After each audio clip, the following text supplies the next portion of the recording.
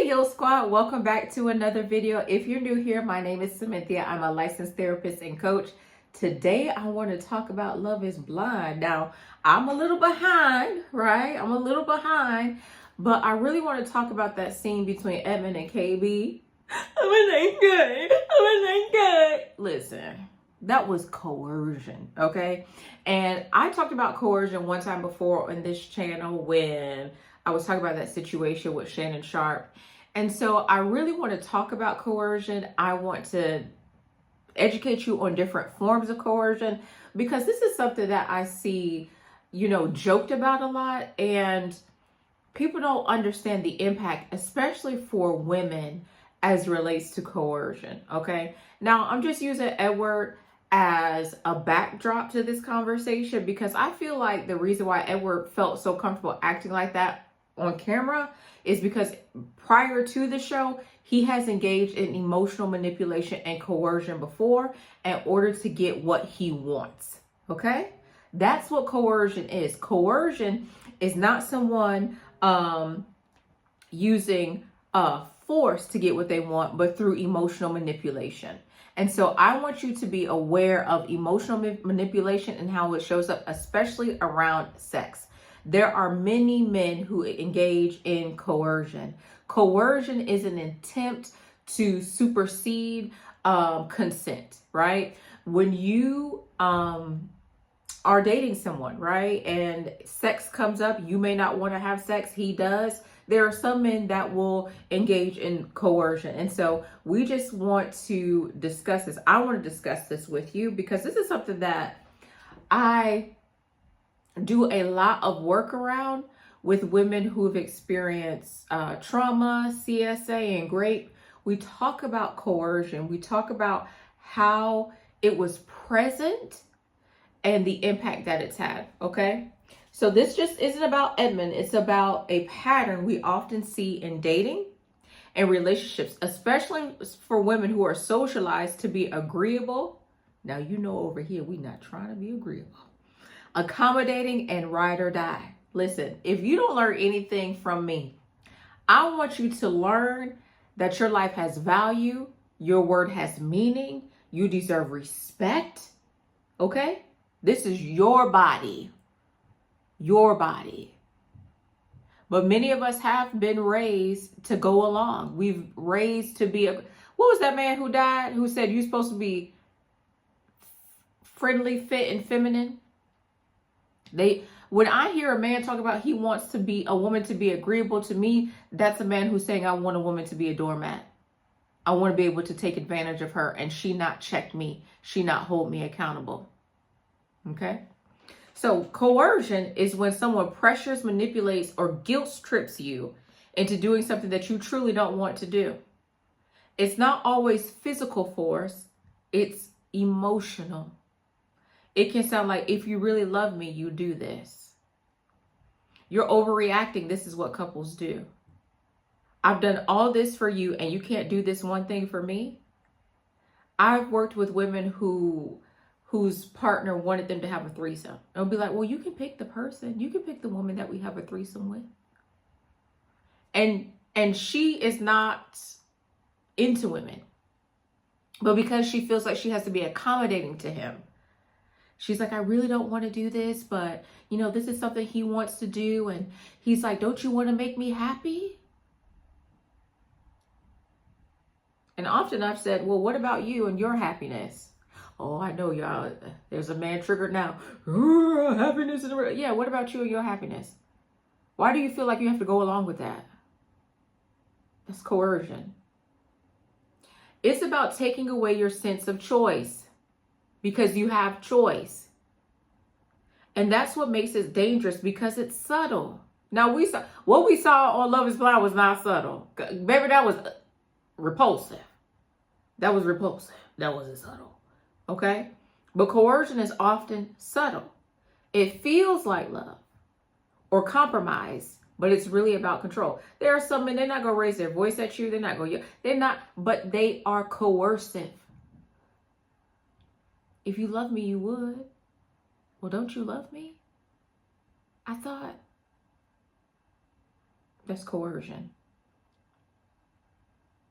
So let's talk about Love is Blind. Let's talk about Edmond. Now, wait, before we do, if you're a Heal Squad member, raise your hand. Raise your hand. Put your hand up, okay? Repeat after me. I solemnly swear not to be a couch clinician, okay? The reason why I said that, there were so many people who were saying, oh, he's autistic, that's why he's acting like that, he's autistic. The man that came out and said, I'm not autistic.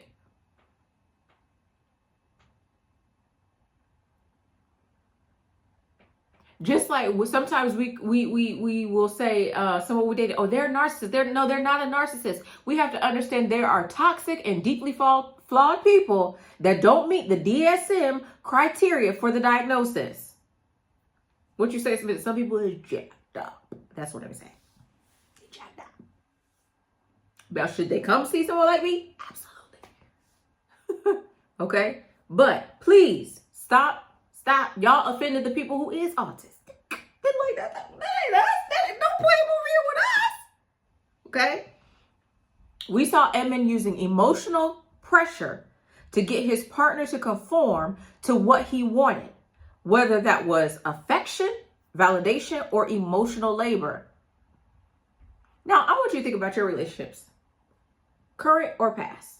And I want you to think about how you may have faced emotional pressure in order to do something. If you don't give it to me, somebody else will.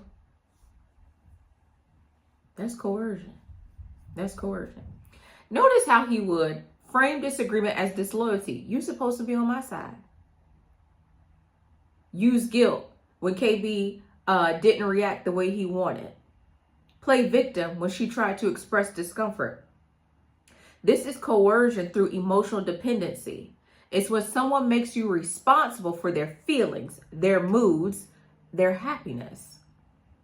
And for many women, especially Black women, we've been taught to carry emotional weight for men. Oops. You know your mama treated you differently than your brother.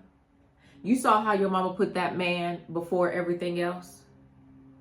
You see what these podcast bros be saying online. We've been taught that. It's been instilled in us that we are supposed to carry the emotional weight for them. It's been instilled in us that we should accept their bad behavior. It's been instilled in us that we should just accept their flaws and shortcomings, and they don't have to go to therapy. They don't have to do anything to better themselves.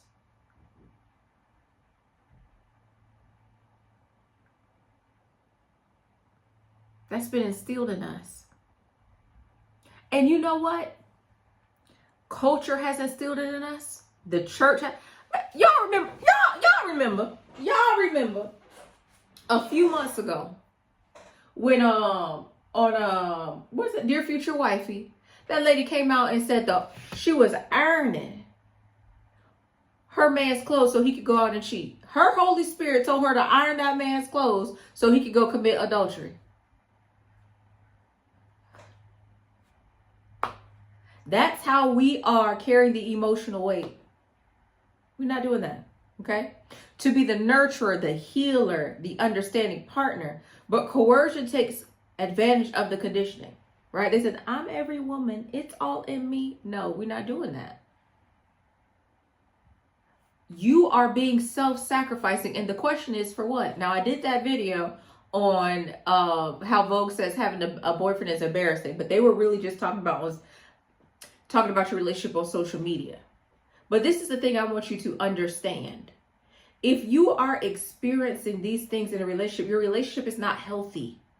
Relationships require either two healthy people or two people who are doing their work to be healthy, to be in relationship with each other. One person cannot just be doing all of the work. That relationship is not healthy. It's not. So let's talk about a few types of coercion that often get mistaken for normal relationship behavior. So let's talk about sexual coercion. And I saw an example of this on TikTok. The couple just had a baby. The husband goes to the wife. She's working on something. The husband goes to the wife. And he's like, the baby's down. You want to have a quickie? She was like, no, I want to finish this first. So then afterwards, she goes to him and when she was done with her work, hey, you want to have a quickie? No, I need to finish this first. No, I need to finish this first. And so there were people in the comments laughing about that. No, that's coercion.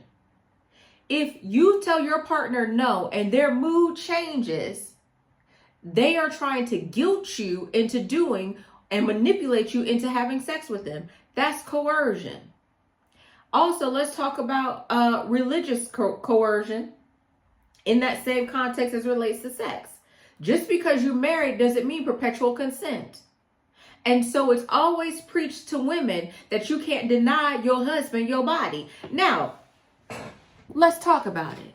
Oh, unless the two of you agree your body belongs to him, you can't deny him to have sex. Well, if my body belongs to him and his body belongs to me and I don't want to, well, how come his body don't want to?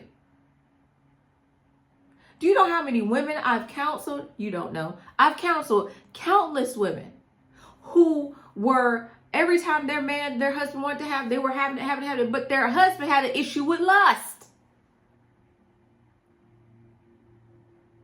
And just because you're married doesn't mean that you should just be having sex at the drop of the dime anytime he wants to. Why is that man not concerned or caring about how you feel? Why is there this propaganda that wives are just holding themselves for their husband? Why is that preached to women all the time? Meanwhile, you got men out there who don't go to the doctor. They don't go to primary care. They got ED, high blood pressure, diabetes, not taking care of themselves. Ain't nobody telling that man you should be denying your wife. Oh, okay. All right. Emotional coercion. When your boundaries make them angry or withdrawn until you give in. So all of a sudden his mood changes because you don't do what he wants you to do. That's emotional coercion. Financial coercion, when a partner controls or manipulates access to money to make you dependent on them. There's many women who, I saw a woman, she worked in the family business for 21 years.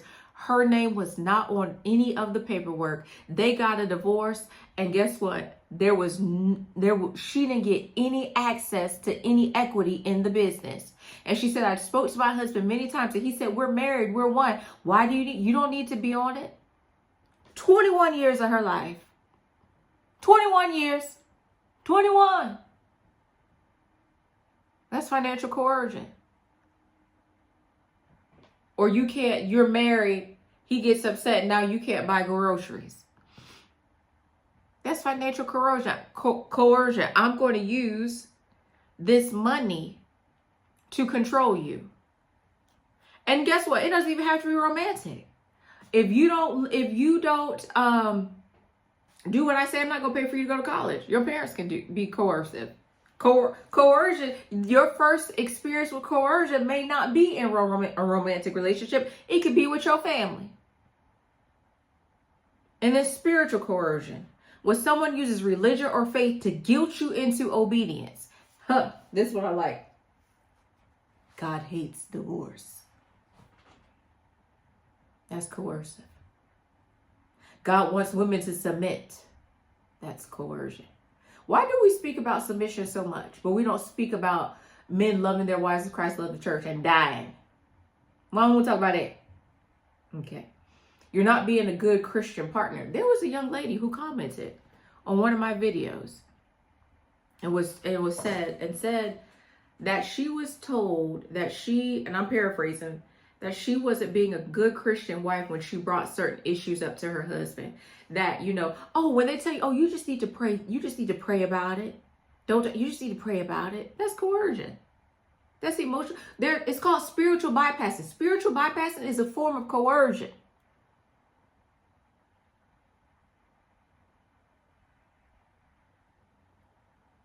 Each of these slowly erodes your sense of autonomy, your ability to say no and mean it. You may be trying to figure out why don't people take me serious? Why don't they take my boundaries seriously? Because people have learned how to emotionally manipulate you. If you're a people pleaser, you probably have experienced coercion many times. I didn't want to sleep with him, but coercion. And if you're a mother, you need to teach your children about coercion. Okay? Let's talk about the effects on women. The effects of coercion are deep. When you've been coerced repeatedly, you start to question your reality. Maybe I am being too sensitive. Maybe it's not that serious. Maybe it's not a big deal. He loves me. He says he loves me. Maybe this is what love is. Lose trust in yourself. I don't even know what to think anymore. I don't know what I want anymore. Or you see the women that whatever my husband says, we'll just go along with my husband. Or whoever they're in relationship with. Excuse me. Excuse me. Right? You begin to normalize emotional discomfort. You start thinking love is supposed to hurt, or that peace means you're being distant. How many of you grew up in a household that was chaotic? How many of you grew up in a household where you saw repeated patterns of your mom crying and fighting and arguing? You begin to think, okay, this is what it's supposed to be. How many grew up in a home where silent treatment was used as a weapon? Manipulation, coercion. You shrink yourself, right? To avoid setting off another emotional reaction. Over time, coercion disconnects you from your intuition. Now, I did a series on dating with discernment. But if you grew up in an environment, or if you've experienced in a relationship, you have a difficult time connecting with yourself, connecting with that inner voice. So now you have a feeling, emotion, an inkling, but because you've been talked out of your greatness, you've been talked out of your inner knowing, you begin to doubt yourself. You ever say, am I crazy? Is it me? Because the person you're with has gaslit you, has manipulated you so much. You can't recognize that inner voice on the inside of you is truly telling you the truth. Okay? Right? That's why so many women stay longer than they should. Not because they don't know it's unhealthy, but because they've been conditioned to doubt themselves. You've been conditioned. If you've ever experienced a toxic relationship, you've been conditioned to doubt yourself. You've been conditioned to minimize his behavior. Oh, let's talk about this. I forget what it's called. I think it's called dog whistling. I think it's what it's called. So you get dressed, you going out with your man. It's not attractive. Like, what is that? That's not flattering. But then you go out and he compliments the woman. Let's say you're going out with a couple. He compliments her. Oh my gosh, that haircut on you is so beautiful. See, your edge is growing in. Hopefully he doesn't say that, right? But oh my gosh, that haircut is so beautiful. I love how it frames your face. You know why he's doing that? To emotionally manipulate you. It's an attack on your self-esteem and your self-value and your self-worth. See, behind closed doors, he criticizes and he ridicules you. This must be for somebody, because this ain't a part of what I decided to discuss.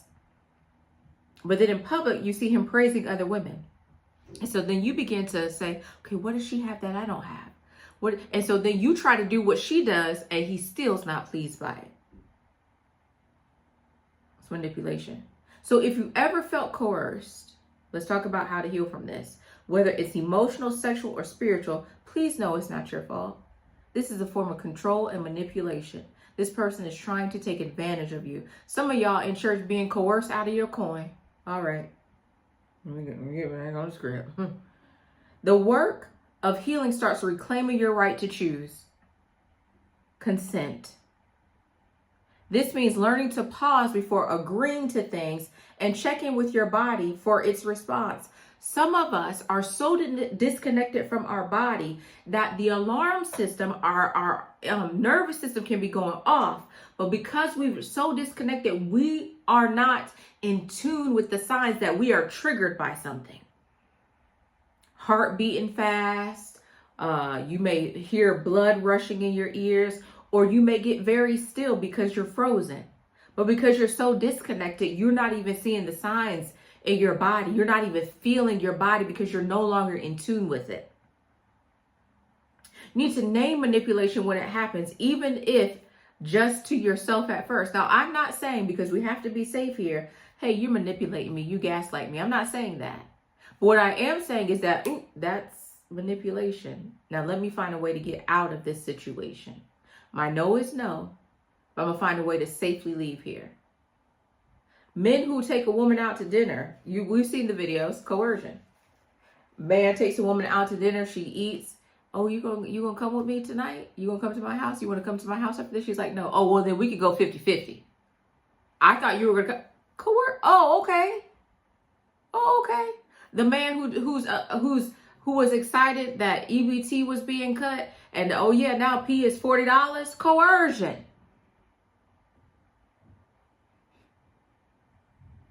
And the thing is, we see this in society. So many examples. Right? Need to reconnect. Let me get back on how to heal. That when I tell you this burns me up, it burns me up. It burns me up because this is a tool used against women and we don't talk about it enough. And it's hard to recognize. And it may not even be in a romantic relationship. It could be a mentor, right, to a mentee. And they are engaging in emotional manipulation in order to control you. Reconnecting with your own desires and limits, apart from what others expect from you. Many women are raised to focus on the desires of a man and not the desires of themselves. That's why many of us are focused on beauty and being thin, and we're focused on appearing to be young and youthful and desirable for a man. What do you desire? What do you desire? You need to connect with that. What makes you happy? What brings you joy? What brings passion to your life? You need to focus on that. That has to be your focus. Okay? Not what will please somebody else. What pleases you? What brings you pleasure? And if this is something you're unpacking right now, I would recommend therapy for you, journaling. If you have experienced coercion, you're like, Cynthia, I want to unpack this, click the link in the description and schedule your coaching call. If you're like, Cynthia, it just happened to me yesterday and I didn't know this is what this was, and I need someone to talk to about it, schedule a coaching call. Don't carry this into the new year. Okay? Now, there's a lot of guilt that coercion leaves behind because you feel like it's something that you've done. This is not about you. This is somebody trying to supersede their will against yours. Whenever I speak to someone, whenever I'm doing trauma work and I speak to a woman about GRAPE or CSA, I always talk about how it's about control. It's not about the sexual act. It's about control. And coercion is about control. What Edmond did, I'm such a good guy, is about control. He was so disgusting to me, y'all. I'm so sorry. Sorry. If this resonated with you below, I want you to drop a comment and let me know if you've ever felt pressured or guilted into something in a relationship that just didn't feel right, okay?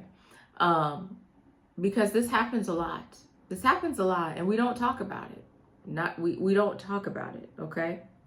But this is Heal the New Sexy. My name is Cynthia. Until we talk again,